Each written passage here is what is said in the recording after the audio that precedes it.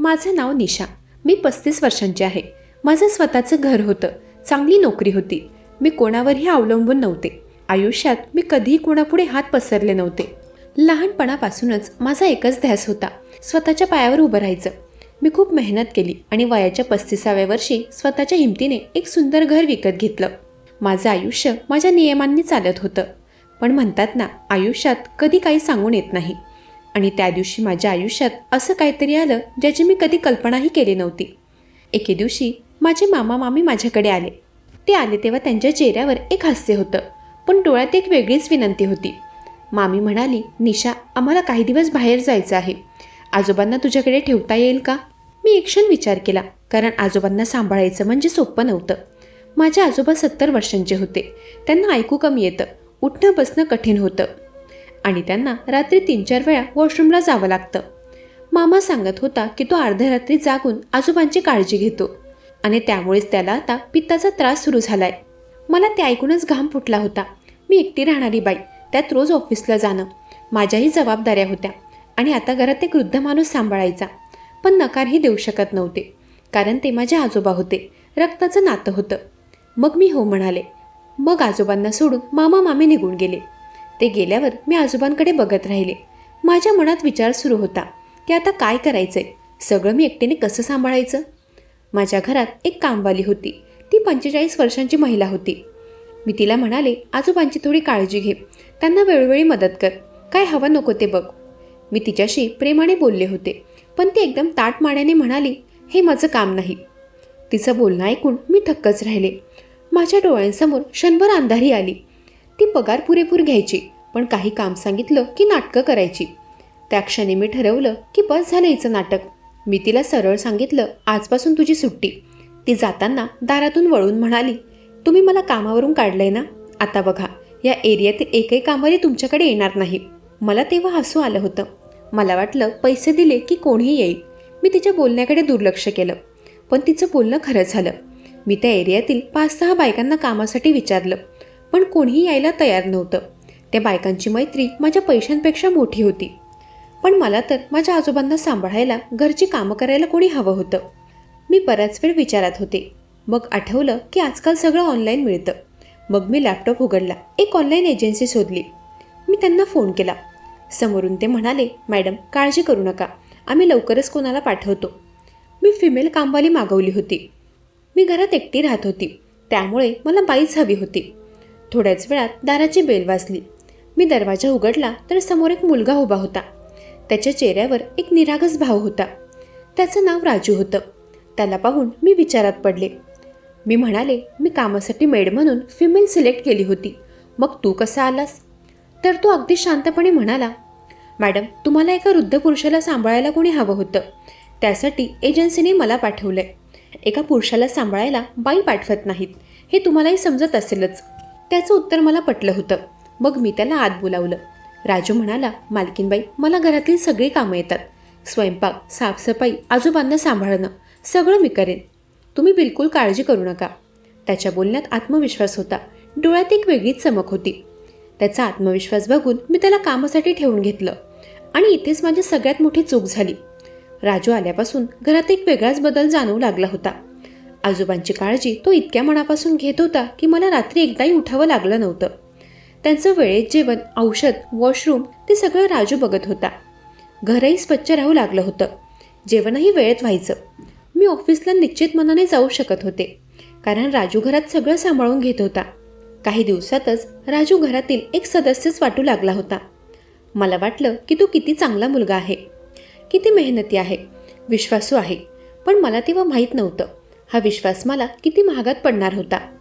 त्या दिवशी सकाळी मी ऑफिसला जाण्याच्या तयारीत होते आणि बरोबर त्या क्षणी राजू माझ्या खोलीत शिरला. तो माझ्या ऑफिसचे कपडे प्रेस करायला आला होता, पण वेळ चुकली होती. मी गाऊनमध्ये होते. राजू जागेवरच थांबला. मी त्याला हाक मारली तेव्हा कुठे तो भानावर आला. मी म्हणाले, राजू, लवकर काम कर. तो कपडे प्रेस करू लागला. तेव्हा मी माझे हेअर सेट करत होते. मी ड्रेसिंग टेबलसमोर बसले असताना मला आरशातून मागचं सगळं दिसत होतं. तो मुलगा वारंवार माझ्याकडे वळून बघत होता. मला तेव्हा फारसं काही वेगळं वाटलं नाही. वेगळं वाटण्यासारखंही काही नव्हतं. तो माझ्याहून अर्ध्या वयाचा मुलगा होता. मी उगाच नको ते विचार आणायला नको. असं मी स्वतःला समजावलं. त्याच दिवशी ऑफिसला निघताना तो म्हणाला, मालकीनबाई, आज तुम्ही खूप सुंदर दिसत आहात. त्याच्या बोलण्यावर मी हसले आणि निघाले. पण त्या रात्री जे घडलं ते मला अस्वस्थ करून गेलं. मी खोलीत बेडशीट बदलत होते, पण मला सारखं वाटत होतं की कोणीतरी मला बघतंय. मला वाटलं माझा भास असेल, पण तरीही मला राहवलं नाही. मी हळूच दरवाजाजवळ गेले आणि एकदम जोराने दरवाजा उघडला. तेव्हा अचानक बाहेरून राजू आत आला. तो दाराबाहेरच उभा होता. माझं हृदय एक क्षण थांबलं. मी त्याला विचारलं, मगापासून इथे काय करत होतास? तर तो म्हणाला, मालकीनबाई, तुमची बॅग हॉलमध्ये होती.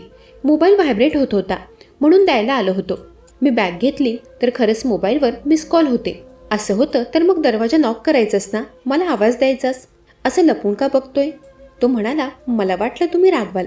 मी म्हणाले, यापुढे जर काही महत्त्वाचं काम असेल तर आवाज द्यायचास, मी काहीही बोलणार नाही. तेव्हा त्याने मान डोलावली व तिथून निघून गेला. मला थोडा संशय येत होता, पण तरीही मी स्वतःला समजावलं की जाऊ दे, उगाच संशय नको. आणि तीच चूक मला नंतर खूप महागात पडली. काही दिवसांनी मी ऑफिसमधून सुट्टी घेतली होती.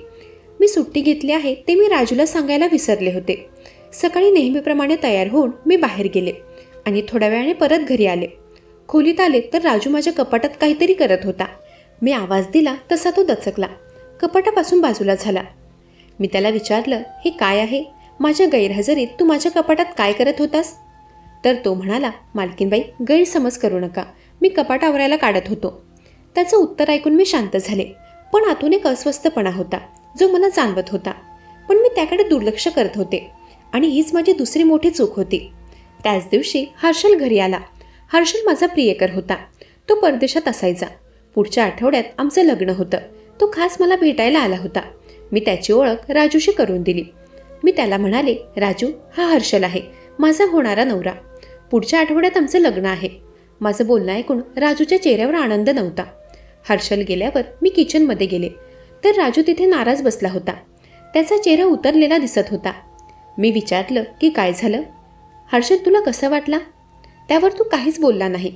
मी पुन्हा विचारलं तेव्हा तो हळूच म्हणाला, मालकीनबाई, मला तुमच्या लग्नाची बातमी ऐकून अजिबात आनंद झाला नाही. तुम्ही मला सोडून जाऊ शकत नाही. अचानक राजूने माझा हात पकडला. मी त्याला समजुतीने बाजूला केलं. म्हणाले, राजू, लग्नानंतरही मी या शहरातच असेन. मी तुला कामावर ठेवेन, काळजी करू नकोस. माझं बोलणं ऐकून तो शांत झाला. मला वाटलं होतं बिचाऱ्याला नोकरी जाण्याची भीती वाटते, पण खरं कारण वेगळंच होतं आणि ते मला लवकरच समजणार होतं. आता माझ्या लग्नाला आठवडा बाकी असल्यामुळे मी शॉपिंगमध्ये व्यस्त होते. बघता बघता अवघे 2 दिवस उरले. मी माझ्या लग्नासाठीचा शालू, ज्वेलरी, बाकी सगळं काही व्यवस्थित सेट करून ठेवलं होतं.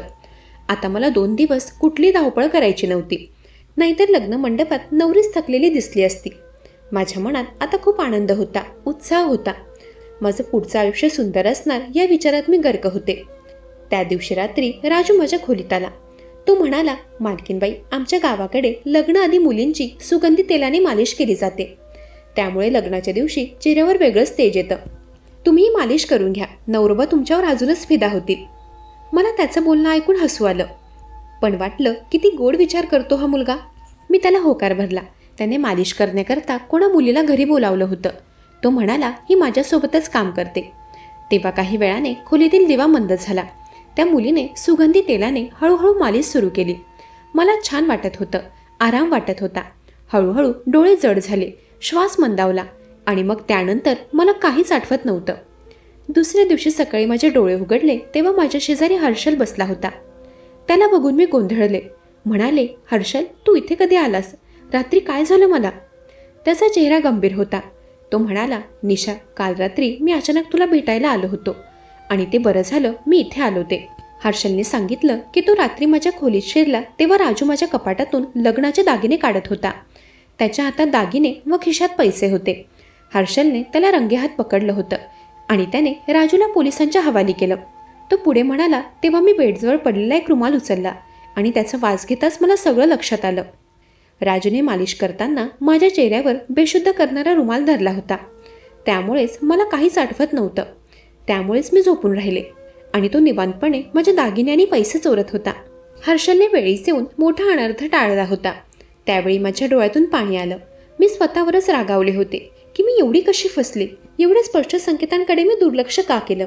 त्या दिवशी तो कपाट आवरण्याच्या बहाने कपाटात डोकावला तेव्हाच मला का नाही समजलं. तेव्हा मी रडत होते. हर्षल माझ्या जवळ आला. म्हणाला, निशा, यात तुझी चूक नाही. तू तर त्याला साधारण समजून त्याच्यावर विश्वास ठेवलास. हे तुझ्या चांगुलपणाचं लक्षण आहे. पण आता इथून पुढे सावध राहा. पोलीस तपासात सगळं उघड झालं. ती ऑनलाईन एजन्सी एक बनावट फसवणूक करणारी टोळी होती. त्यांचा धंदा अगदी सुनियोजित होता. ऑनलाईन ॲपद्वारे नोकर पाठवायचे, घर मालकाचा विश्वास जिंकायचा, घरात राहायला मिळालं की घरातील सगळ्या गोष्टींचा अंदाज घ्यायचा.